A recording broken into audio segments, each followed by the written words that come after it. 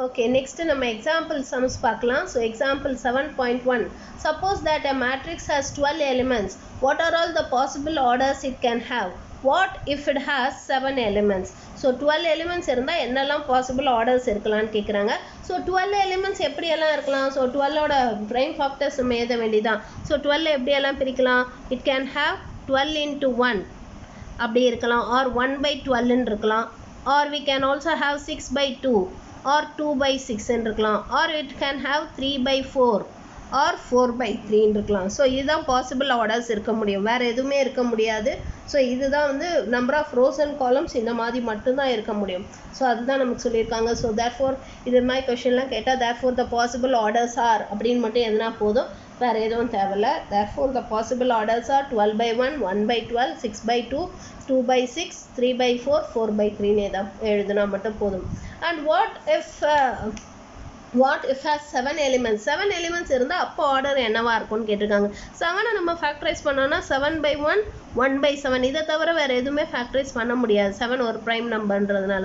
So அப்போ therefore the possible orders are 7 by 1 and 1 by 7 அப்படின்னு மட்டும் எழுதினா போதும். It is enough if you write it like this.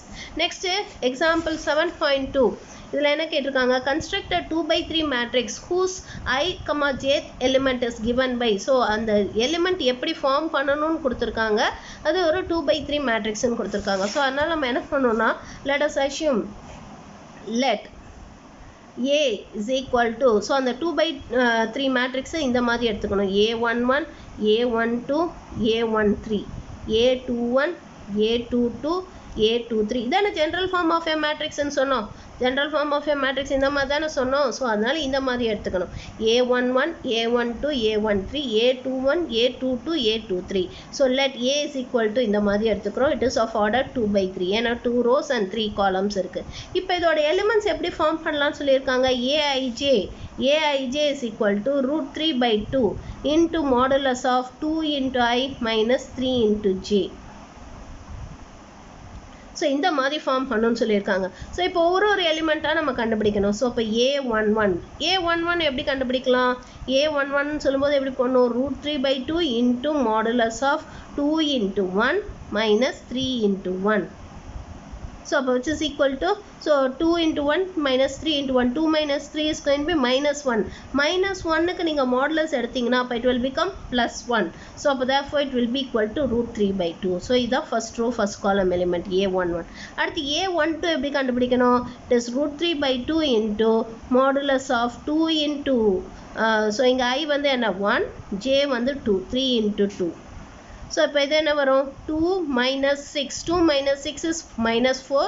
So இப்போ modulus எடுக்கிறதுனால you have to leave out at சைனை விட்டுறணும் இல்லையா? வெறும் நம்ம நம்பரை மட்டும்தான் எடுத்துக்கணும் மாடுலஸுங்கிறதுனால. ஸோ அப்போ இட் இஸ் 4. ஸோ அப்போ therefore it is going to be root 3 by 2 into 4ன்னு வரும். இப்போ இதை சிம்பிளிஃபை பண்ணோன்னா it will be 2 root 3. So this is first row second column element. இப்போ இதே மாதிரி we have to find what is first row third column element. So first row third column element என்ன வரும்? A13 is equal to root 3 by 2 into modulus of 2 into 1 minus 3 into 3. So it is going to be 3 into 3, 9. So 2 minus 9 is going to be 7 ன்னு வரும். So it is going to be நமக்கு என்ன வரும்? 7 root 3 by 2. 7 root 3 by 2. So this is A13. இப்போ இதே மாதிரி you have to find what is A21. A21 கண்டுபிடிக்கணும். இப்போ A21 என்ன வரும்? root 3 by 2 into modulus of 2 into 2. ஐக்கு பதிலாக இது, ஜேக்கு பதிலாக இதை சப்ஸ்டியூட் பண்ணணும். ஸோ அப்படி சப்ஸ்டியூட் பண்ணால் நமக்கு என்ன வரும்? 2 into 2 minus 3 into 1. ஸோ அப்போ which is equal to என்ன வரும்? It will be 4 minus 3 which is 1 which is equal to root 3 by 2. நம்ம A22 என்ன வரும்? What will be A22? A22 சொல்லும்போது root 3 by 2 into modulus of 2 into 2 minus 3 into 2. So 2 into 2 4 minus 3 into 2 6. அப்போ minus 2 வரும். Which is root 3 by 2 into minus 2 வரும். Simplify பண்ணிங்கன்னா it will be minus root 3. ஓகேவா? Sorry modulus இருக்கிறதுனால சைனை விட்டுறணும் இல்லையா? So but is going be root 3. அடுத்தது A23 என்ன வரும்? root 3 by 2 into modulus of 2 into 2 minus 3 into 3. So it is 4 minus 9, which is going to be minus 5. Modulus-ங்கிறதுனால நம்ம சைனை விட்டுறணும். So it is going to be root 3 by 2 into 5 in வரும், or which is 5 root 3 by 2. But therefore the required matrix A is equal to, so எப்படி எடுத்து எழுதணும், இப்போ நம்ம அதே ஆர்டரில் எடுத்து எழுதணும். A11 என்ன கண்டுபிடிச்சோம், it is root 3 by 2. A12 என்ன கண்டுபிடிச்சோம், it is 2 root 3.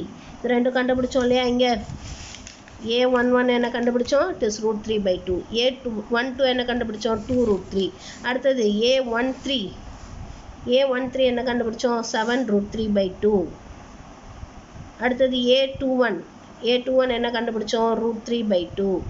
அடுத்தது A22 it is root 3. A23 வந்து 5 root 3 by 2. So this is the required matrix. So இதுதான் நமக்கு தேவையான matrix. ஓகேவா. ஸோ இந்த மாதிரி தான் இந்த சம் நம்ம போகணும். ஓகே, இன்னைக்கு இந்த 2 எக்ஸாம்பிள் சம் போடுங்க. அதுக்கப்புறமா எக்ஸாம்பிள் 7.3 corresponding elements just அப்படியே equate பண்ண வேண்டியதான். just you have to equate the corresponding elements. So இந்த கொஷின் நமக்கு என்ன கேட்டிருக்காங்க, 7.3ல find x, y, a and b if இந்த ரெண்டு மேட்ரிக்ஸும் ஈக்குவலாக இருந்தால் x, y, a, b ஓட வேல்யூ கேட்டிருக்காங்க. So let us equate the corresponding elements. So first row first column element equate பண்ணால் நமக்கு என்ன வரும், 3x plus 4y is equal to 2 வரும். அடுத்து first row third column element equate பண்ணால் x minus 2y is equal to 4. இப்போ ரெண்டு equation எப்படி சால்வ் பண்ணணும்னு தெரியும் இல்லையா, you know how to solve two equations. So இது ரெண்டையும் சால்வ் பண்ணிங்கன்னா you'll get the values of x and y. அதே மாதிரி இது ரெண்டு ஈக்குவேட் பண்ணும், that is a plus b is equal to 5, 2a minus b is equal to minus 5. இது ரெண்டு ஈக்குவேட் பண்ணி இது ரெண்டு ஈக்குவேஷனை சால்வ் பண்ணிங்கன்னா you'll get what is the value of a and b. ஓகேவா. ஸோ இந்த சம் நீங்கள் ஹோம்ஒர்க்காக போடுங்க. and then example 7.4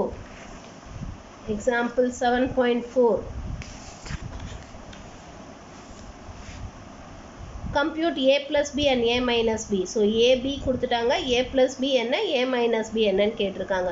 just you have to add the corresponding elements. எப்படி ஆட் பண்ணணும்னு சொன்னேன் இல்லையா, 4 plus root 3, இது வந்து root 5 plus root 5 அப்படி ஆட் பண்ணணும். ஸோ 2 root 5 இந்த மாதிரி ஆட் பண்ணி எழுதணும்.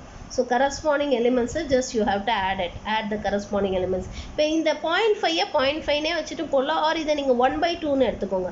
1/2ன்னு எடுத்துக்கிட்டிங்கன்னா 1/2 plus 1/4, அப்போ அது ஈஸியாக இருக்கும் ஆட் பண்ணுறதுக்கு. உங்களுக்கு LCM 4 அதை எடுத்து நீங்கள் ஆட் பண்ணிக்கலாம். ஸோ இதை you take it as 1/2ன்னு எடுத்து போடுங்க. ஆர் இப்படியும் போடலாம், இதை 0.5 வச்சுட்டு இதை நீங்கள் 0.25 எடுத்துக்கலாம். 1/4ங்கிறத 0.25 அப்படி எடுத்தும் போடலாம், அப்படி எடுத்தும் நீங்கள் போடலாம். ஸோ ரெண்டே ஆட் பண்ணும்போது 0.75 வரும். ஸோ அப்படியும் போடலாம், அல்லது இதை 1/2ன்னு எடுத்துகிட்டு ஃப்ராக்ஷனாக மாற்றியும் போடலாம். இதுமாதிரி சப்ராக்ட் பண்ணும்போது இது 0.5, இதை வந்து 0.25 எடுத்துக்கிட்டிங்கன்னா சப்ராக்ட் பண்ணும்போது உங்களுக்கு திருப்பி 0.25 வரும்.